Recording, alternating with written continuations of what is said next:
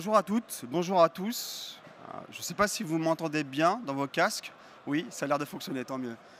Merci d'être venus aussi nombreux. Je suis ravi d'être à vos côtés pour cette conférence organisée par l'Union TLF consacrée à la transition énergétique du transport routier de marchandises. Un sujet plus que jamais d'actualité lors de cette 17e édition du Salon Solutrans. Alors que le verdissement des flottes s'impose de plus en plus comme une réalité pour les transporteurs, nous avons voulu donner la parole à ces acteurs de la mobilité qui œuvrent déjà à la décarbonation du secteur. En effet, si la transition énergétique est bien en marche, elle pose malgré tout de nombreuses interrogations. Parmi elles, citons les incertitudes réglementaires, la question du financement ou encore les problématiques techniques et administratives auxquelles sont confrontés aujourd'hui les acteurs de la filière. Alors parmi ces énergies alternatives qui s'offrent aujourd'hui aux transporteurs, l'électrique suscite en particulier de nombreuses questions. Celle de la recharge reste notamment en suspens puisque le maillage de stations de bornes publiques destinées aujourd'hui aux poids lourds reste très largement insuffisant. J'en profite d'ailleurs pour vous rappeler qu'une récente étude menée par Enedis, Vinci Autoroutes, Total Energy ainsi que les principaux constructeurs de poids lourds estiment qu'il faudrait en France près de 10 000 points de recharge standard et 2200 points de recharge rapide à horizon 2035 pour couvrir les besoins du parc poids lourd électrifié. Alors tous ces questionnements autour de la recharge et des autres enjeux de la transition énergétique, nos invités du jour y font face depuis déjà quelques années. Issus de divers horizons, ils partageront la manière dont ils surmontent ces obstacles et exploitent les opportunités offertes par la transformation vers une mobilité plus durable. J'ai le plaisir donc d'accueillir aujourd'hui à mes côtés Armelle Perrier, directrice développement durable du groupe STEF, spécialiste du transport et de la logistique des produits frais. Olivier Dutrec, directeur innovation et business solutions de Fréquin, loueur de véhicules industriels, utilitaires et commerciaux.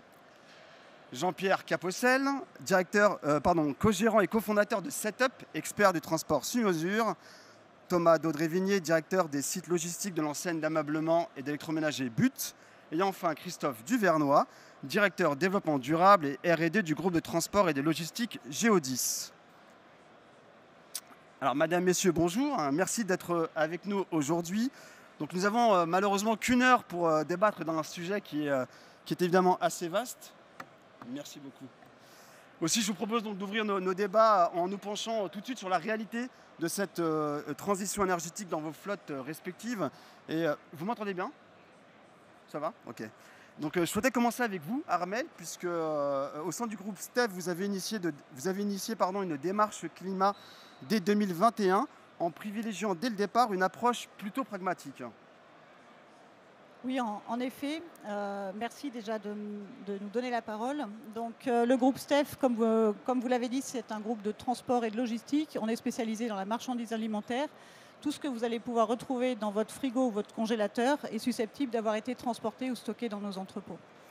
Le groupe STEF est un groupe européen présent dans 8 pays d'Europe. On a à peu près 22 000 collaborateurs, 3 000 véhicules. Et on a une centaine d'années d'existence.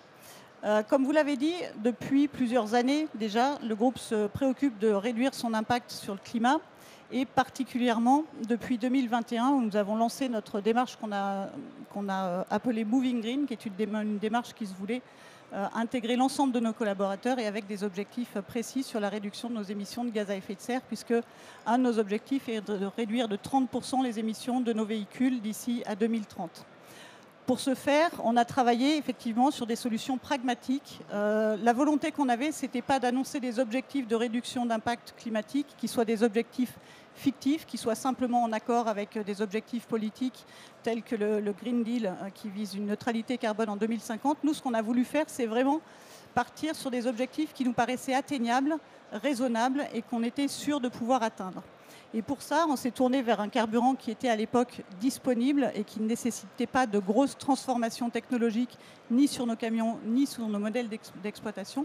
Et on est parti plutôt sur du biocarburant, du biodiesel d'origine française.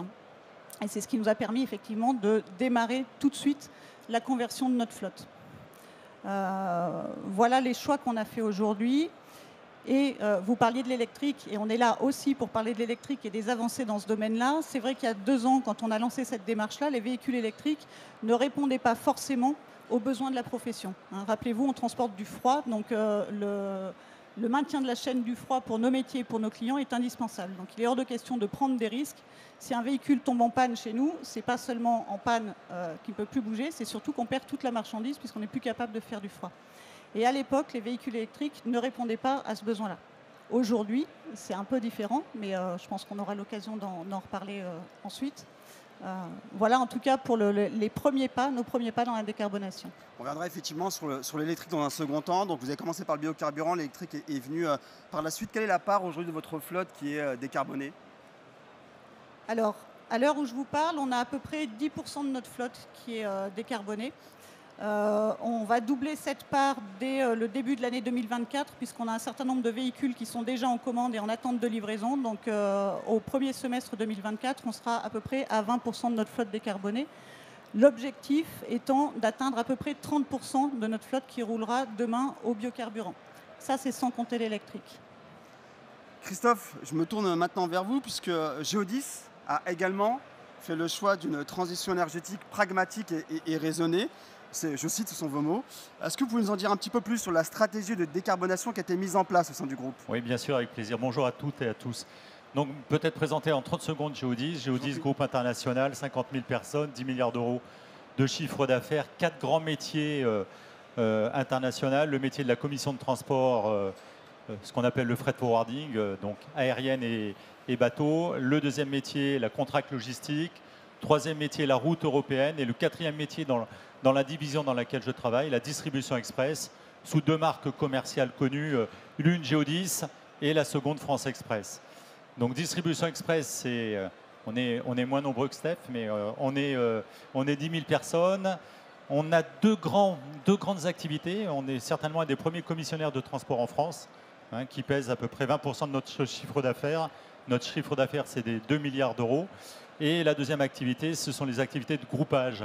Donc, et c'est important puisque dans notre plan de transition, on vise la transition de l'intégralité de nos activités, y compris celles que l'on maîtrise moins puisqu'on fait du one-shot et de l'achat, qui est effectivement l'affrètement. Donc en 2017, on a pris une ambition, une première ambition qu'on a recomplétée en 2021. Première ambition, c'est de baisser notre empreinte environnementale de 30% versus 2030. Et pour ce faire, on a lancé, première action, un plan de sobriété. Alors ce plan de sobriété, il a été lancé à la fois sur la partie bâtiment et à la fois sur la partie parc. La première énergie qu'on transitionne, c'est celle qu'on ne consomme pas. Donc on a réduit notre empreinte environnementale par la baisse de nos consommations. Sur le bâtiment, ce n'est pas l'objet, on ne va pas en parler. Sur la partie transport, on a fait appel effectivement aux améliorations des équipements, bien évidemment à la formation de nos conducteurs et puis à tout le panel d'optimisation de tournée que nous pouvions avoir. Après, en 2017, on a également mis en place un certain nombre de véhicules dans nos exploitations pour bien les mettre entre guillemets à l'épreuve de notre organisation et sur différents types d'énergie. Et en 2020, donc, on a arrêté un programme, alors qui est un pré-programme 2020-2024. On sait très bien que ça va évoluer dans les années à venir, qui a été effectivement de se baser sur 2 énergies. Alors, un chiffre, on a à peu près 7000 mouvements de véhicules par jour que nous maîtrisons, qui intègrent les 3 segments, le segment de la ramasse, le segment du plan de transport et le segment de la livraison. Donc et nous sommes un acteur, nous n'utilisons pas de petits véhicules. Hein. Les plus petits véhicules sont des 3,5 tonnes vulles, châssis cabine, donc des véhicules industriels. Donc on a dû faire face aussi à ce qui existait sur le marché. Hein, et on a, nous, fait un choix un peu différent de Suite-Step, puisqu'on a fait le choix d'une bioénergie qui est le biogaz, pour ce qui est les véhicules de 12 tonnes et nos véhicules grand gabarit, donc 19 tonnes et tracteurs. Et pour les vulles, on a fait également un choix sur l'électrique, parce qu'on estimait que ça apportait aussi une décarbonation beaucoup plus importante. En 2020-2021, on a lancé un deuxième programme qui était effectivement la traduction de notre plan de décarbonation. Et on a visé à décarboner les 44 grandes ZFE françaises. Voilà, et de pouvoir décarboner la livraison de ces villes. Aujourd'hui, on a déployé plus de 700 véhicules sur notre parc livraison, et dans cette démarche, on intègre nos... Alors, on est moins en parc propre, on a du parc propre bien évidemment, mais on a également des partenaires sous-traitants. Et on a intégré dans cette dynamique nos sous-traitants, bien évidemment nos collaborateurs, mais on a considéré nos partenaires sous-traitants comme faisant partie intégrante de cette démarche. Donc on leur met à disposition des véhicules sous certaines conditions, puisque c'est aussi un pilier et une grande difficulté pour nos sous-traitants à aller vers cette transition, puisqu'ils n'ont pas obligatoirement la capacité d'autofinancement leur permettant d'acheter des camions. Et donc en 2022, on a également pris une nouvelle démarche qui est la démarche SBT, et qui va nous amener effectivement à réduire notre empreinte environnementale également encore de 30% à partir de 2022. Donc globalement, entre 2017 et 2030, on devra baisser notre empreinte environnementale de 50%. Et on a tout un programme de décarbonation qui est lancé pour les 8 années à venir. Voilà. Et aujourd'hui, si je ne dis pas de bêtises, c'est 15% de votre parc c'est 15% en de propre notre qui est décarboné, parc c'est à ça date, avec toutes les difficultés qu'on peut rencontrer avec la livraison des véhicules, l'impact de la crise. On y reviendra par la suite. Merci. Olivier, j'aimerais poursuivre avec vous, puisque chez Fréquin, la transition énergétique n'est pas non plus un sujet nouveau. Vous m'avez même confié, lorsqu'on a préparé cette table ronde, qu'au sein du groupe, il y a 50 nuances de verdissement. Donc les cinéphiles reconnaîtront la référence, et les amoureux de littérature également. Alors vous n'avez pas opté pour 50 solutions différentes, mais 3 principalement, à savoir le baissant, le gaz et l'électrique. Pourquoi ce choix ? Alors en fait, c'était une lecture du marché. Fréquin, on est un loueur de véhicules. On va fêter nos 80 ans l'année prochaine. On a une flotte de 36 000 véhicules en France. Et finalement, ces 36 000 véhicules, c'est leur reflet, c'est un miroir de la société. On a 7 000 clients, on va travailler sur plusieurs métiers différents. Et finalement, on est un peu le miroir des choix de nos propres clients. Et on est arrivé sur un constat qu'effectivement, tous nos clients et toute l'offre technologique n'étaient pas capables de passer tout de suite du thermique, du fossile, à une énergie verte, comme peut être l'électrique par exemple. Donc on s'est dit, finalement, on va innover, on va mettre notre approche, ce qu'on appelle ces 50 nuances de verdissement, et trouver plein de solutions avec une intensité d'un point de vue environnemental différente. Certaines sont plutôt une amélioration des véhicules thermiques, donc on essaye de promouvoir des véhicules les plus récents, parce qu'un véhicule thermique peut également être déjà beaucoup plus vertueux que les anciennes générations, donc déjà rajeunir le parc, et puis ensuite de travailler sur la qualité du carburant de ces véhicules thermiques. Donc là, on parle effectivement des biocarburants, du B100 ou du XTL, ce qui représente effectivement une partie de cette flotte de véhicules. Le ratio sur ces 36 000 véhicules, c'est 1700 véhicules en énergie alternative, et ces véhicules au B100, ça va être un tiers. Donc uniquement sur du poids lourd. Et maintenant, on a des nouvelles générations avec le XTL qui s'appliquent à d'autres véhicules. Et puis on a vu d'autres énergies effectivement qui pouvaient fonctionner. Des énergies qui avaient une connotation fossile mais qui deviennent de plus en plus marquées d'un point de vue environnemental. Le bio-GNC par exemple, dont la part monte sans cesse. Ça, c'était quelque chose qui était important effectivement, de ne pas passer du thermique à du thermique, c'est d'être sur une dynamique qui se veut beaucoup plus vertueuse et progressivement aller sur des empreintes environnementales encore meilleures que sont l'électrique par exemple. Donc notre approche, c'est plutôt la neutralité technologique. On va raisonner en cas d'usage.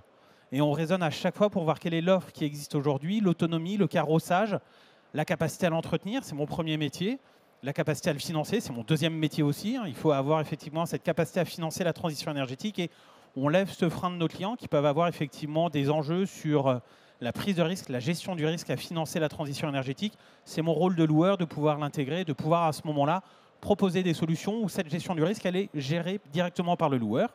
Et progressivement, de regarder également comment on peut aussi optimiser, comme le disait à juste titre Christophe, le kilomètre qui est le plus écologique, c'est le kilomètre qui n'est pas parcouru. Donc on a pris des nouvelles briques aussi pour proposer des solutions d'optimisation de tournée, des solutions de télématique et plein d'autres services pour faire en sorte que la transition énergétique, elle soit la plus pédagogique possible, la plus ludique possible, la plus accessible possible. C'était ça la première priorité de Fréquin dans cette thématique. Alors, vous venez de l'évoquer, Fréquin est un loueur, donc vous êtes confronté au quotidien aux problématiques de vos clients. Est-ce que vous avez le sentiment qu'aujourd'hui, la décarbonation, la transition énergétique fait partie des nouveaux enjeux de vos partenaires ? Alors, indéniablement, elle est dans énormément de discussions. Ça, c'est quelque chose qui est important, effectivement. On a un métier, le monde du transport en général, qui a pris pleinement conscience de l'enjeu en matière d'exemplarité pour être une force de proposition en matière de décarbonation. Ensuite, on est très pragmatique. On a des clients qui ont une volonté très forte de pouvoir le faire, voire une très forte pression de la part des chargeurs ou des pouvoirs politiques. Et ensuite, il y a la réalité, le côté opérationnel. Est-ce qu'on peut déjà muter sur un sujet écologique, hein? Tous les véhicules n'ont pas encore l'autonomie suffisante, hein. La plupart du temps, on s'aperçoit, quand on regarde les usages, que finalement, c'est parfaitement compatible, mais il y a cette capacité à revendre la prestation. On est dans un métier, malheureusement, de commerçant. Et effectivement, il faut qu'on puisse avoir soit un équilibre économique, soit que l'utilisateur final accepte que le coût du transport évolue progressivement, parce qu'on ne peut pas nécessairement faire de la transition énergétique au prix du diesel. Il y a des enjeux qui vont se mettre en place dans le temps, il y a des enjeux industriels, il y a des enjeux de souveraineté technologique, mais ça prend du temps. Donc on est là pour déjà se positionner sur les cas d'usage qui fonctionnent bien, sur lesquels on a un retour d'expérience. Les véhicules en énergie alternative, ça ne date pas d'il y a 3 ans, hein, c'est des choses qui se mettent en place déjà depuis de nombreuses années. On est sur un salon aujourd'hui qui est vraiment à l'image, on voit énormément de nouveautés, énormément de nouveaux lancements.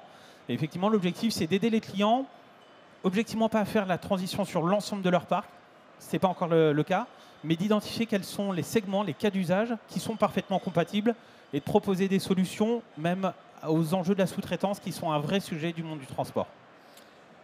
J'aimerais poursuivre avec vous, Jean-Pierre, puisque je l'évoquais, vous êtes le fondateur de la société Setup, qui a été pionnière sur le sujet de cette transition énergétique, puisque vous êtes équipé de vélos dès la création de l'entreprise en 88, puis de véhicules gaz dès 1992. Est-ce que vous pouvez nous rappeler le cheminement qui vous a conduit à verdir progressivement votre flotte aussitôt? Bonjour. Oui, bonjour, merci. En fait, on n'est pas du tout dans une démarche de transition. C'est plutôt le besoin des clients qui nous oblige, entre guillemets, à nous transformer. Mais l'initiative de la création de l'entreprise en 88, c'était effectivement de transporter propre. Alors bon, on est en 88. Donc l'environnement en 88, il est un peu dans le même état qu'aujourd'hui. La différence, c'est qu'effectivement, depuis 36 ans, on parle beaucoup. Mais la réalité, c'est que les agissements, ils sont quand même assez faibles. Parce que quand on parle d'électricité, il ne faut pas penser qu'aux véhicules qu'on utilise. Il faut penser aux ressources dont on a besoin pour construire des véhicules qu'on utilise. Et là, effectivement, si on creuse un peu plus, on se rend compte qu'on a quand même une grave problématique. C'est que à la vitesse à laquelle on va aujourd'hui, qui n'est pas encore la vitesse de croisière au niveau de roulage avec des véhicules électriques, en 2030, on n'aura plus de mines de cuivre.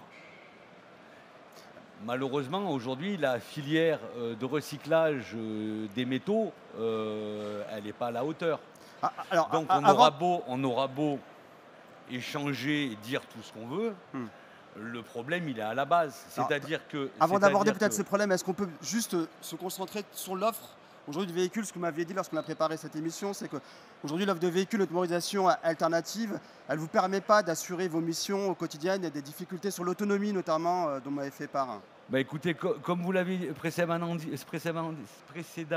nous avons effectivement démarré l'activité en 88 avec des vélos.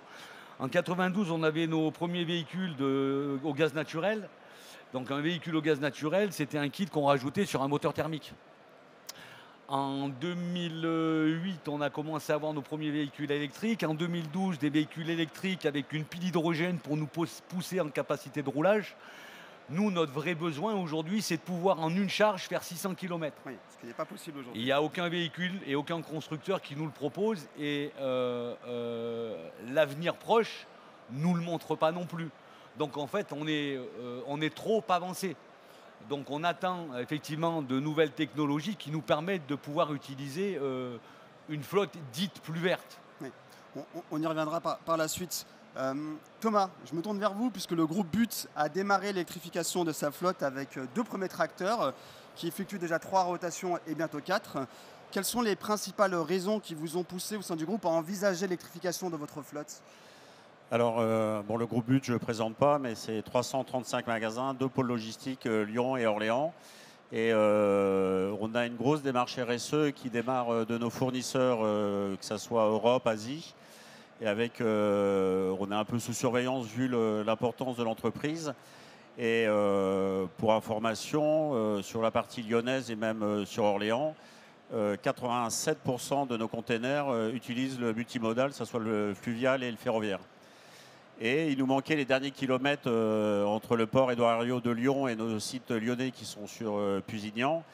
Et on a mis en place il y a un mois 2 tracteurs électriques qui font les rotations entre le port et nos sites et qui viennent combler, sachant que sur notre parc intérieur, on a mis en place depuis de nombreuses années des tracteurs de cours électriques qui permettent justement d'avoir une continuité verte sur l'ensemble du trafic. Alors nous, en tant que chargeurs, et je rejoins ce que disait Olivier, on a une volonté justement de verdissement. Alors c'est compliqué parce qu'on a 160 départs camions jour vers nos magasins. On a optimisé on a fait ce qu'on appelle la détente de flux, c'est-à-dire que moins de camions, de concentrer plus de magasins dans les camions, de faire entre 2 et 3 magasins, sachant que les magasins sont à 20 minutes plus ou moins l'un de l'autre vu l'ensemble. Et donc cette volonté de verdissement, il y a lieu actuellement un appel d'offres global entre les 2 sociétés que sont Confo et But, parce qu'on a les mêmes actionnaires, donc il y a un appel d'offres commun. Et justement dans cet appel d'offres, il y a ce qu'on appelle vulgairement la partie green, et de voir ce que l'on peut potentiellement faire, parce qu'il y a un enjeu financier qui n'est pas neutre, et que le surcoût, on peut en prendre une partie, mais on ne veut pas forcément l'appliquer sur nos clients. Donc il y a une grosse démarche en cours et c'est pas si simple, mais c'est une vraie volonté de la direction de ce verdissement. Donc sur la partie supply, on est arrivé pratiquement jusqu'à nos entrepôts à un verdissement complet sur le sujet. Il y a donc une vraie volonté au sein du groupe But de décarboner sa flotte. Quels sont les atouts environnementaux et économiques que vous attendez de cette électrification de votre parc ? On est un gros faiseur, on est un des leaders du marché sur notre métier et donc on se doit d'être aussi exemplaire, que ce soit sur notre façon de fabriquer, notre façon de vendre et notre façon de distribuer. Et donc la façon de distribuer est une des dernières qui nous manquait et donc c'est le triptyque qu'il faut qu'on réalise. J'aimerais qu'on poursuive maintenant nos échanges en abordant plus en détail le sujet de l'électrique. C'est une énergie qui, nous venons de le voir, intègre de plus en plus vos flottes respectives, mais ce sont aussi des véhicules qui, en termes de coût d'acquisition, d'exploitation ou encore d'approvisionnement en énergie, diffèrent totalement des camions diesel. Armel, le groupe Stef, vous venez de l'évoquer, vient de lancer l'électrification de sa flotte avec la commande d'une dizaine de tracteurs et porteurs à batterie. Quelles questions vous vous êtes posées au sein du groupe pour pouvoir gérer au mieux l'intégration de ces véhicules au sein de votre flotte ? Alors en effet, on attend la livraison d'une dizaine de porteurs électriques. Oui, porteurs. On va commencer par les porteurs. On espère pouvoir aller plus loin ensuite. Mais le choix qu'on a fait, c'est, je l'évoquais tout à l'heure, on a un vrai sujet d'autonomie comme tous les transporteurs, mais qui est un petit peu aggravé entre guillemets dans notre cas, puisqu'on doit aussi disposer d'énergie pour produire du froid. Donc l'idée, c'est déjà de se dire, on va en commander une dizaine et puis on va les mettre en exploitation et on va voir ce qui se passe. Parce que quand on parle de véhicules électriques, il y a une question de coût, évidemment. Hein. Aujourd'hui, rien qu'à l'achat, un véhicule électrique, c'est plus du double d'un véhicule thermique classique. Donc ça, c'est déjà une première réflexion à avoir. La deuxième réflexion, je l'ai évoquée, c'est la question de l'autonomie. Donc comment est-ce qu'on va potentiellement réorganiser nos tournées ou affecter ce véhicule à des tournées spécifiques qui vont rentrer dans ses capacités techniques. Donc ça remet en question potentiellement notre modèle d'exploitation. Hein, on va passer, en fait aujourd'hui on travaille avec un type de véhicule unique qu'on peut utiliser partout. Donc un directeur de filiale, quand il fait son planning, il ne se pose pas la question de savoir quel camion il va mettre sur quelle tournée, il peut s'organiser comme il veut. Là, on va lui dire, ce camion-là, tu ne vas pas pouvoir l'utiliser comme tu veux. Donc il sera réservé à telle ou telle tournée, il faut que ça rentre dans ces cases-là. Donc ça, c'est une question aussi. Et puis il y a évidemment la question de l'avitaillement qui va de pair avec la question de l'autonomie. C'est-à-dire que sur une autonomie donnée qui est aujourd'hui qu'on estime à peu près à 200-250 km, il faut voir dans la réalité de nos tournées ce que ça représente. Est-ce que c'est 200 ? Est-ce que c'est 250 ? Est-ce que c'est 150 ? Est-ce qu'en été, quand il fait très chaud et qu'on a un besoin de production de froid qui est énorme avec des tournées où on a plusieurs points d'arrêt et d'ouverture et de fermeture de portes, est-ce que finalement on va pouvoir faire peut-être que 100 ou 120 km ? Tout ça, on a besoin de le tester, de l'expérimenter pour avoir suffisamment de retour d'expérience pour ensuite pouvoir se dire, OK, on peut le mettre dans tel et tel cas d'usage. Ce qui nous ce qui nous rend service aujourd'hui dans tous ces questionnements-là, c'est tous les efforts qu'on a fait aussi en amont sur la réduction de consommation d'énergie. On l'a évoqué tout à l'heure. C'est évidemment la première marche à travailler, donc sur le comportement de conduite, sur l'optimisation des flux de transport, etc. Donc ça va beaucoup nous servir pour pouvoir expérimenter ce véhicule électrique. Mais voilà un petit peu toutes les questions qu'on se pose. Et la dernière, c'est vraiment, pour moi, elle est indispensable, c'est la question de l'acceptabilité.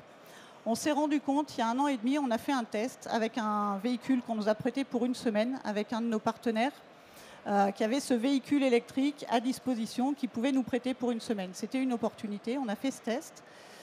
Les retours qu'on a eus des conducteurs qui l'ont utilisé portaient essentiellement sur des points qui n'avaient rien à voir avec le moteur électrique du camion. Le camion était plus bas, le haillon était plus court, il mettait une palette de moins. Donc là, on a une vraie question d'acceptabilité, c'est-à-dire que quand on commande un camion électrique, il faut aussi s'assurer que tout ce qui va autour est exactement pareil et sera aussi facile d'usage pour le conducteur. Et ça, c'est très important parce que si on veut échouer dans le déploiement des camions électriques, eh ben, on met un camion qui ne répond pas du tout aux besoins et à ce moment-là, plus personne n'en voudra et ça ira très très vite entre les conducteurs, entre les directeurs d'exploitation et les directeurs d'agence. Ouais, l'accord des chauffeurs, évidemment, est indispensable. Donc, vous venez de l'évoquer, le projet de déploiement de vos bornes de recharge électrique est en cours. Quand seront prêtes vos premières stations, vos premières infrastructures au sein du groupe ? Alors là, c'est effectivement, je pense que tous les transporteurs qui se posent la question du véhicule électrique ont été confrontés à ce dilemme-là. C'est le dilemme de l'œuf ou de la poule. Oui. Est-ce qu'il faut mettre une station, même si on n'a pas encore de camion? Est-ce qu'il faut attendre que le camion soit là, quitte à prendre le risque de ne pas pouvoir le recharger? Ça, c'est des questions auxquelles on n'était pas habitués. Nous, notre modèle, c'est simple. On a un maillage de plus de 150 sites à travers le territoire français. Sur chaque site, on a une cuve. Tous nos camions peuvent faire le plein sur n'importe quel site STEF. Donc, il n'y a aucune question d'autonomie et d'avitaillement. Là, on se dit, on a un camion électrique. Alors, il va falloir qu'en gros, il vienne se recharger toujours sur un site, parce qu'on ne va pas commencer à mettre des bornes partout. Donc, on va mettre une borne sur son site de rattachement. Il n'y a pas encore de réseau de recharge public qui soit adapté aux véhicules lourds. Donc, quelles sont les questions à se poser? Qu'est-ce qu'on met comme type de borne? Est-ce que déjà, première question, ça paraît un peu idiot, mais je pense que tous les transporteurs ici présents ont fait malheureusement ce constat-là. Je sais que chez Geodis, c'est un sujet aussi, on a déjà échangé là-dessus. Est-ce que j'ai la bonne puissance électrique sur mon site? Est-ce que mon site est en capacité de délivrer la puissance nécessaire à la recharge de mon véhicule? Grande question. Et d'ailleurs, qu'est-ce qu'il me faut comme puissance pour recharger mon véhicule? Est-ce que je mets une borne de recharge rapide parce que j'ai besoin de faire des recharges en 1h30, 2 heures?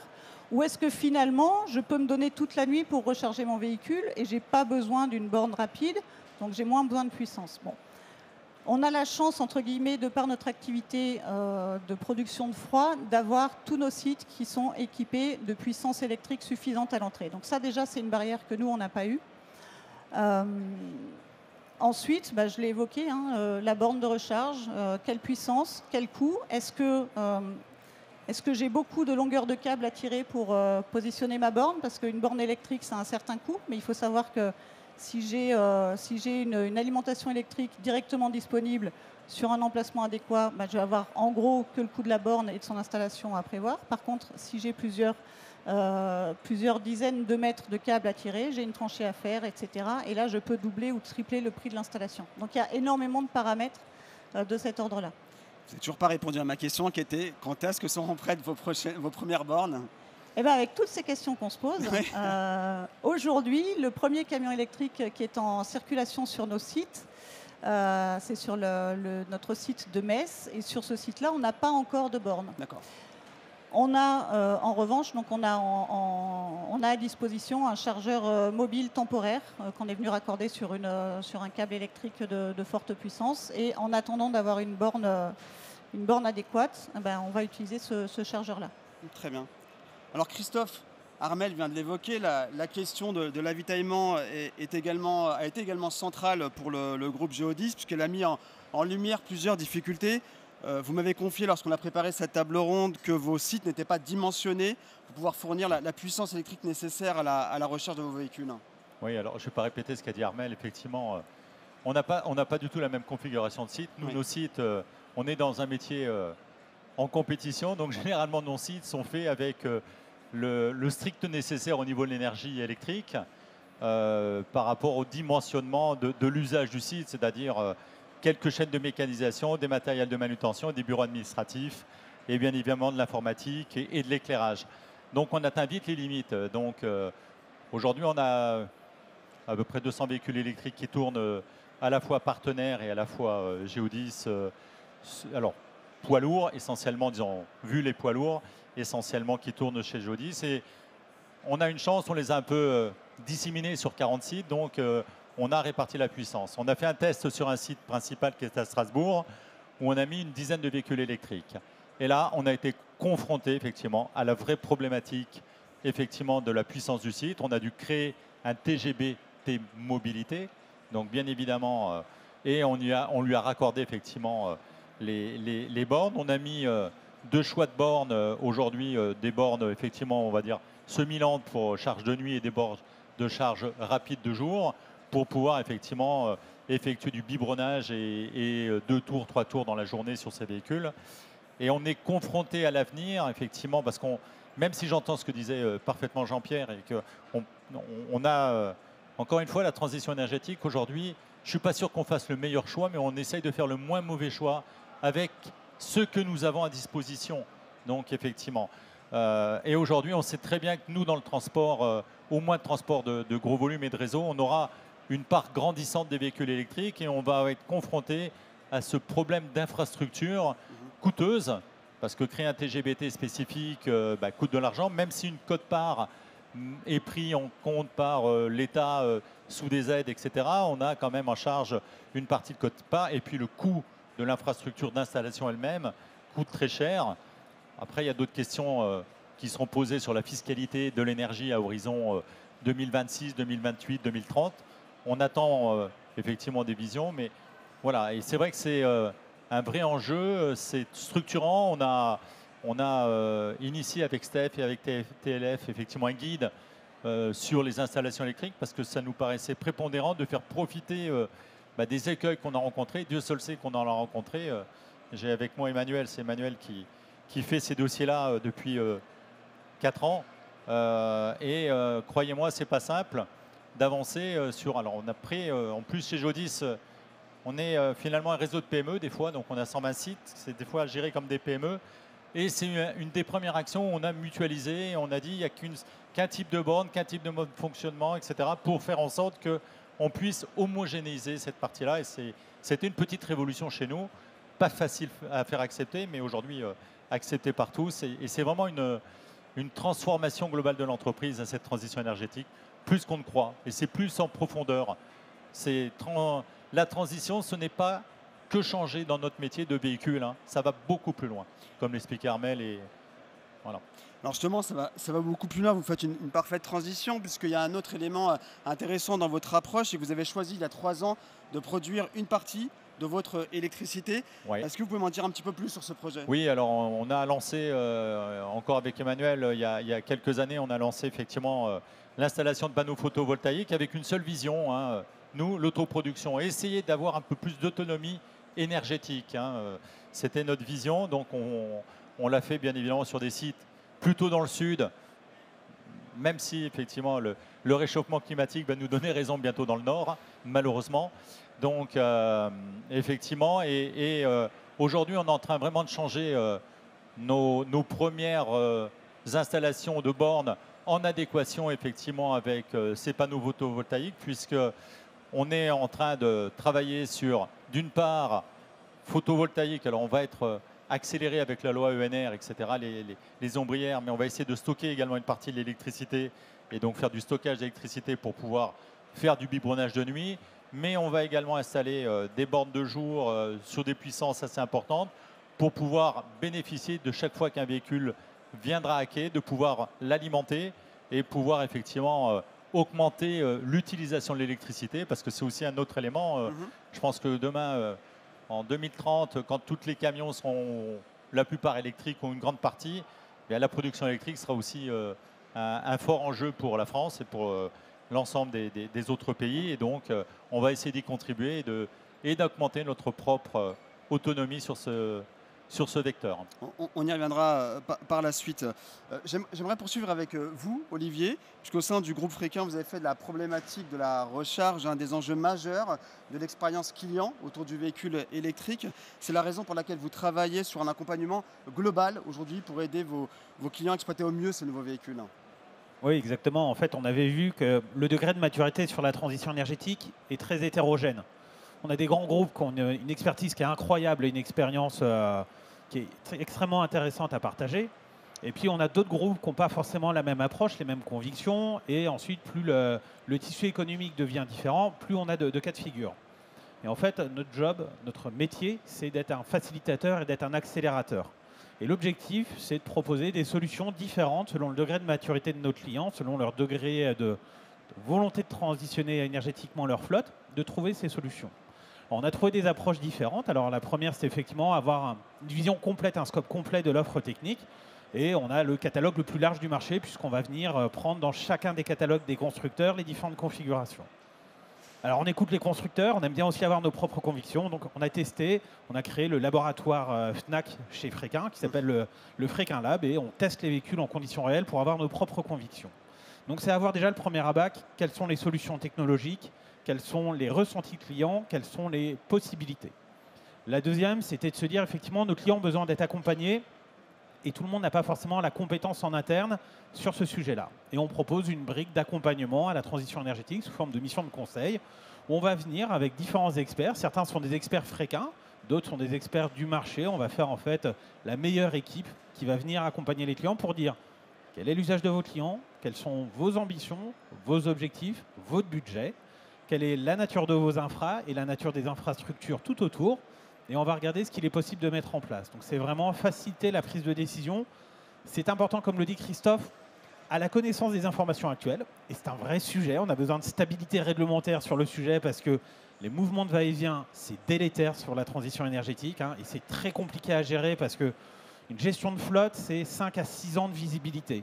Et des sujets qui bougent pendant la durée de financement d'un véhicule, pendant une prise de position, c'est compliqué, donc on est là pour apporter un maximum de solutions, mais la stabilité réglementaire est vraiment importante, ou en tout cas la facilitation sur le sujet. Donc on a fait cette approche en matière de conseil, et puis on a également dédié des approches en matière institutionnelle, et c'est important. On est fait de métiers d'hommes et de femmes, et c'est ça le plus important, c'est de trouver des institutions sur lesquelles on peut avoir un peu ce phénomène de catalyse. Et finalement, un exemple comme TLF, c'est intéressant parce que vous mettez ensemble des constructeurs, vous allez avoir ensuite une vision de loueurs, des utilisateurs, des transporteurs. Et notre objectif, ce n'est pas de travailler que sous forme de grands groupes, c'est vraiment de se faire en sorte de se dire quelles sont les problématiques du monde du transport et comment les adresser. Et c'est dans ces groupes de travail qu'on arrive à avoir les approches les plus constructives parce qu'on pense effectivement pour des flottes en propre, pour des sous-traitants, comment on va les opérer, comment on va préserver les intérêts de chacun pour faire en sorte, alors d'un côté, que ça fonctionne. On est aussi dans un objectif de rentabilité, donc on doit être en mesure de pouvoir gagner de l'argent pour pouvoir financer ces projets, pour pouvoir avoir une capacité de financer. Et puis aussi être très opérationnel, c'est faire en sorte que les conducteurs, que la conduite du changement, ça arrive jusqu'à l'utilisateur, parce qu'un plan qui est décidé en centrale, ça fonctionne rarement si vous n'arrivez pas à embarquer un maximum de personnes. Et le rôle qu'on essaye de se donner tous ensemble au sein de TLF et au sein des différentes organisations, c'est de mettre tout le monde en mouvement, du top management jusqu'à l'utilisateur. Et ça va sur des choses toutes simples. Comment conduire un véhicule électrique, tout le monde sait le faire. Comment avoir la meilleure autonomie sur un véhicule, c'est pas la même chose et ça nécessite de changer les réflexes. Et progressivement, on met en place des nouvelles briques justement pour faciliter ces sujets-là. Donc c'est vraiment cette approche de catalyse qui est la plus importante. Et puis un point qui est important, et c'est ce qu'on dit, il ne faut pas hésiter un moment à tester. Il faut être très très humble sur ces sujets-là. Nous, on écoute énormément et on se nourrit, on s'enrichit intellectuellement des échanges qu'on peut avoir avec les différentes personnes parce qu'on n'a pas la vision parfaite. On est amené à devoir faire des choix. Parfois, il y a des bons choix. Parfois, il y a des choix qu'il faut savoir rapidement remettre en cause. Mais voilà, le droit à l'erreur, c'est fondamental. On va apprendre. Il y a des sujets sur lesquels on est très content parce qu'on a réussi à avoir une bonne vision. D'autres sur lesquels on apprend plus dans la douleur et on apprend à bouger dessus. Le sujet de l'avitaillement, c'est un bon sujet. C'est trouver des solutions pour avoir un avitaillement en entrepôt, en extérieur. Nous, on a même trouvé des prestataires. On crée plutôt un écosystème, des prestataires qui viennent faire la recharge chez vous. Donc, c'est le chargeur qui vient se déplacer. Vous avez des solutions, quand on parlait du génie civil, maintenant on peut même mettre des bornes de recharge temporaires sur des sites, le temps de faire le génie civil, et parfois le génie civil prend plus de temps que la réception du véhicule. Et ça, il faut bien en avoir conscience. Notre vision, c'est qu'un utilisateur, un client fréquent, ce qu'il n'attend pas, c'est pas qu'on lui dise « vous allez avoir des problèmes », c'est plutôt « on va trouver des solutions ». Certaines sont plus simples à déployer que d'autres, mais on trouve toujours des solutions. C'est ça l'objectif qu'on se fixe. Jean-Pierre, j'aimerais qu'on continue ensemble, puisqu'on vient de le voir, l'électrique, finalement, ce n'est pas un long fleuve tranquille, malheureusement. Et selon vous, aujourd'hui, cette énergie, elle présente quand même beaucoup de contraintes à l'utilisation pour pouvoir, enfin en tout cas chez vous, pour que vous puissiez l'intégrer complètement à votre flotte. Est-ce que vous pouvez revenir peut-être sur les obstacles auxquels vous vous heurtez aujourd'hui au cours de vos applications quotidiennes avec l'électrique? Pour revenir sur le moteur électrique dont vous parlez, aujourd'hui, si on veut être vert, il existe des gens ingénieux qu'on fait un moteur à eau et qu'on fait un moteur à air comprimé. Donc si on a vraiment un esprit vert, il faudrait arriver à industrialiser ces moteurs pour qu'on soit vraiment un impact, qu'on ait vraiment un impact sur l'environnement. Voilà. Nous, la problématique aujourd'hui, mis à part ce que je vous ai expliqué, c'est le temps de roulage. Oui. Donc, dans le temps de roulage, il y a aussi le temps de recharge. Donc, nos véhicules ont besoin de faire en une charge 600 km, mais dans le droit du travail français, j'ai des horaires à respecter en matière de conduite. Et si je perds 30 ou 40 minutes pour faire une charge ou deux dans la journée, c'est autant d'heures de production qui ne seront pas faites. Et là, aujourd'hui, je ne connais pas un donneur d'ordre qui a la capacité de nous payer 3 fois plus. C'est plutôt l'inverse. Donc, nous, notre flotte aujourd'hui, elle ne peut pas être plus propre que ce qu'elle est, puisque effectivement, comme tous les transporteurs, on nous impose d'avoir 10% de notre flotte verte. Il faut le savoir quand même. On n'a que des véhicules Euro 6 défull qui sont les moins polluants en véhicules thermiques, ce qui nous permet aussi de rentrer dans des ZFE qui existent ou pas. Ça va dépendre des régions aujourd'hui, mais vraisemblablement, bientôt, nous n'aurons plus de ZFE. Donc, demain, sans parler d'être écologique ou si on veut avoir effectivement et suivre la mouvance, c'est d'être totalement électrique. Ouais. Maintenant aussi, pour aller plus loin, est-ce qu'on a la capacité nucléaire ou photovoltaïque à épouser la totalité de l'utilité des véhicules électriques, qu'ils soient poids lourds ou légers? Je rappelle juste que, ça n'a pas été dit par mes confrères, mais ça a une importance particulière. En poids-volume, un véhicule poids lourd émet moins de CO2 qu'un véhicule léger. On monte des infrastructures pour avoir demain beaucoup de poids lourds électriques. En France, il y a 400 000 poids lourds qui tournent tous les jours, contre 2 millions de véhicules légers. Pas besoin d'aller à l'école pour comprendre que si on veut vraiment continuer à avoir un impact positif, c'est sur les véhicules légers et non pas sur les poids lourds. Donc là, on reprendrait une contrainte et on délaisserait la contrainte. Nos confrères poids lourds n'auraient pas plus de cette contrainte-là. Mais la vérité, c'est que on le vit tous, mais on le dit peu. Et aujourd'hui, rien n'est adapté. Ouais, il faut travailler. Il n'y a pas les infrastructures. Oui. Je pense que toutes les personnes dans cette salle ont vu cet été que les véhicules électriques faisaient des bouchons parce qu'ils n'arrivaient pas à charger, ils faisaient la queue sur l'autoroute. Donc la problématique, elle est plus profonde. Donc je n'ai pas la certitude qu'en 2030, on est bien plus avancé qu'on l'est aujourd'hui. J'aimerais qu'on poursuive avec vous, Thomas, sur l'expérience au sein du groupe BUTS. Est-ce que vous pouvez nous décrire comment le groupe a planifié et mis en place son infrastructure de recharge pour accompagner l'exploitation de ces nouveaux véhicules électriques? Alors, il faut savoir que les camions ne nous appartiennent pas. C'est un partenariat qu'on a fait avec notre transitaire et notre transporteur lyonnais BFT Location, pour ne pas le citer. Et donc, la recharge se fait le soir. Et pour l'instant, ce sont des véhicules qui font les navettes entre ce que j'ai dit tout à l'heure, le Port-Édouard Herriot et Lyon. Et on est à 3 navettes par jour. Et avec la conduite, on pourra demain faire 4 allers-retours, sachant qu'il y a 25 km, donc je vous laisse faire le calcul. Et effectivement, on s'aperçoit que la conduite n'est pas la même et que tout départ, le chauffeur avait un peu le pied lourd. Et donc, c'est toute une conduite à avoir, comme chacun sur nos véhicules hybrides, c'est la même chose. Et donc, la recharge se fait de nuit. Effectivement, c'est une recharge longue. Et on aura la possibilité demain, c'est de faire sur le site, mais ça reste une charge. Et là, je rejoins le salarié pendant ce temps-là, attend que son véhicule bien se recharger. Comment justement vous planifiez aujourd'hui les sessions de recharge pour minimiser l'utilisation de la flotte, pour optimiser l'utilisation de la flotte tout en minimisant les temps d'arrêt? Bah là, comme c'est de nuit, du coup, on n'est pas pénalisé parce que nous, on arrête de travailler à 20 h. Donc, et après, nous, c'est lié aux arrivées de barges sur les voies ferrées de récupérer les containers. Donc, en fait, on a calibré 3 départs pour l'instant par jour, 6 h, 10 h et 13 h, le temps de faire les allers-retours. Et demain, on aura la tournée de 18 h. Donc, en fait, on a planifié notre activité. Et là, il y a un surcoût qu'on a pris on a pris à notre charge, que le transitaire a pris à sa charge. Et effectivement, c'est un véhicule, oui, effectivement, ça vaut 300 000 €. Donc on s'est engagé justement pour que ça soit rentable pour lui, de lui octroyer au moins 3 allers-retours par jour pour que l'activité soit rentable. Sachant que dedans, sur le surcoût, on n'a pas pris encore la partie du coût de la recharge électrique. Mais ça va arriver après. C'est la surprise de Noël, ça. Bon, on verra ce que nous réserve effectivement Noël. Merci beaucoup. Thomas, merci Armelle, merci Olivier, merci Christophe et merci Jean-Pierre pour vos précieux éclairages.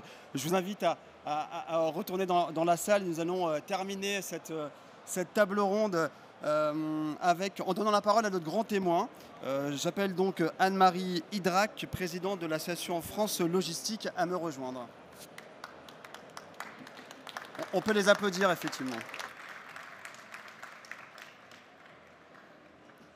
Je vous en prie.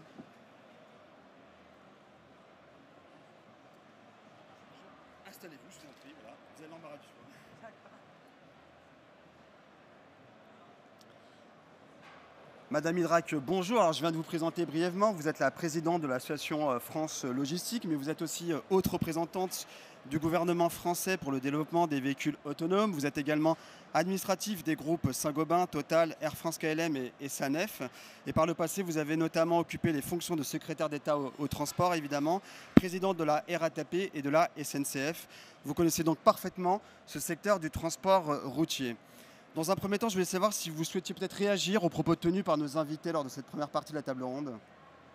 D'abord, merci de m'avoir invité, merci à TLF et je salue donc Olivier Poncelet, son délégué général. 3 mots pour vous préciser ce qu'est France Logistique. On est encore assez nouvelle dans le paysage. Cette association a été créée en janvier 2020, donc ça vous dit quelque chose par rapport au Covid. Et nous sommes en charge de rassembler l'ensemble des acteurs privés des filières logistiques, donc transporteurs, logisticiens, le monde des entrepôts, voilà, pour dégager des positions communes sur un certain nombre de sujets transverses et être en particulier une force de proposition et de travail collectif avec les pouvoirs publics, avec les ministres, avec les administrations, dans le cadre de procédures qui sont assez formalisées, assez structurées. Et donc, nous préparons par exemple maintenant, pour dans quelques semaines, un comité interministériel de la logistique avec un certain nombre de ministres qui, on l'espère bien, permettront de répondre, réunion qui permettra de répondre entre autres aux questions que vous avez soulevées. Alors, voilà pour la présentation. Bon, moi j'ai trouvé vraiment formidable cette table ronde parce que je trouve que c'est un bon équilibre entre un volontarisme clair, hein, voilà, on y va, il n'y a pas d'ambiguïté. Le cadre européen et français, on le connaît, donc on y va. Équilibre entre cela, sans état d'âme, voilà.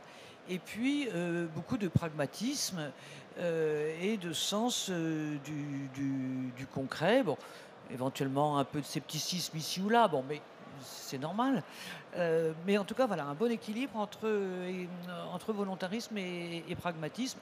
Et c'est tout à fait comme ça que nous travaillons avec nos adhérents, dont TLF et d'autres, dans l'association que j'ai l'honneur d'animer. Deuxième chose qui m'a frappé, c'est qu'on parle de choses globales. Parce que ça va de la sobriété en général, on commence par la sobriété et voilà, de proche en proche, on aboutit à l'acceptabilité par les chauffeurs. Bon, donc c'est pas simplement, comme ça a été dit par l'un des intervenants changer un camion. Et comme d'ailleurs beaucoup de gens à l'extérieur de notre métier le pensent. Ils disent bon, on n'a qu'à tout transformer en électrique, en gaz, enfin bon, voilà, et ça ira. Non, c'est beaucoup plus complexe et du coup intéressant d'ailleurs et innovant que cela. Donc ça me permet peut-être de vous dire la manière dont globalement, avec nos adhérents, nous voyons les choses. J'ai coutume de les présenter autour de 3 mots en M. C'est juste pour être mnémotechnique, comme on dit. Donc le premier, c'est la massification. Alors dans d'autres enceintes, la massification, vous allez entendre les chemins de fer, voilà. Pourquoi pas? Bon, sur le petit créneau qui peut être concerné par les chemins de fer. Mais d'ailleurs, on a entendu tout à l'heure le monsieur de But dire que, bah oui, il y avait des choses qui arrivaient de manière massive par les chemins de fer ou par la voie d'eau avant d'être acheminées par des transports plus légers finalement, donc les transports routiers. Bon. Et donc cette idée de massification, quelquefois on dit aussi mutualisation. Voilà, en particulier dans la logistique urbaine, comment est-ce qu'on peut organiser des flux ensemble, à la fois les flux entrants, mais aussi, par exemple, tout ce qui est les déchets, des choses comme ça. Bon, massification, mutualisation, ce qui est intéressant et je trouve assez nouveau comme idée, c'est qu'en fait, ça part des chargeurs. Et c'est ce que vous avez bien fait en faisant parler tout à l'heure au moins un chargeur. C'est ce que nous avons fait, nous aussi, dans une journée qu'on vient d'organiser sur la logistique, c'est que au bout du bout, c'est quand même la demande de transport qui va driver, comme on dit, tout ce dont nous parlons. Peut-être qu'il va falloir davantage de logistique, davantage de camions s'il y a de la réindustrialisation. Ça ne paraît pas complètement impossible. Idem s'il y a davantage d'économie circulaire. Bon. Et donc tout ça, ça va partir de la demande, ça va partir des chargeurs et de leurs efforts pour massifier ou mutualiser. Voilà. Ça, c'est le premier M. Le deuxième, c'est les histoires de maillage. Parce qu'évidemment, si plus les entrepôts sont loin et mal disposés, plus on consomme des kilomètres et donc de l'énergie. Et quelle que soit cette énergie, finalement, elle sera toujours en trop. Bon. Et donc, avec TLF et nos autres adhérents, et je pense en particulier à la Philog, on travaille beaucoup sur les sujets d'implantation d'entrepôts. À toutes les échelles, donc à l'échelle régionale jusqu'à l'échelle urbaine, parce que même la cyclo-logistique, elle a bien besoin de lieux pour déposer et faire rechercher les marchandises. Alors voilà, donc quelqu'un de très sympa. Non, c'est pas ce guide-là que je voulais qu'on voit. Ça, c'est dans 30 secondes. Donc ce que je voulais vous signaler, c'est que nous avons, avec l'aide de TLF et des autres adhérents, et des entreprises, dont plusieurs sont intervenues d'ailleurs tout à l'heure, publié, et il sera en ligne d'ici quelques jours sur notre site, un document sur l'implantation des entrepôts. Et puisque je parle des entrepôts, oui, très bonne idée, le photovoltaïque et l'autoconsommation, etc., etc. Et puis la troisième chose, c'est les moteurs. Bon. Donc les moteurs, vous avez tout dit, hein, et en particulier, vous avez dit qu'on était sur plusieurs nuances de vert, qu'on était sur multi-énergie, qu'on était sur selon les cas d'usage, et puis aussi, et je terminerai là-dessus, que bon, ça va quand même être assez long tout ça, parce qu'il y a 40 000 immatriculations de camions par an. Bon. Et tous, même les plus ambitieux, vous parlez en unités, en dizaines, en 200 grand max. Ah bon. Donc tout ça, ça va quand même être assez long. Et nous, ce que nous soutenons vis-à-vis du gouvernement, c'est qu'il faut des aides importantes.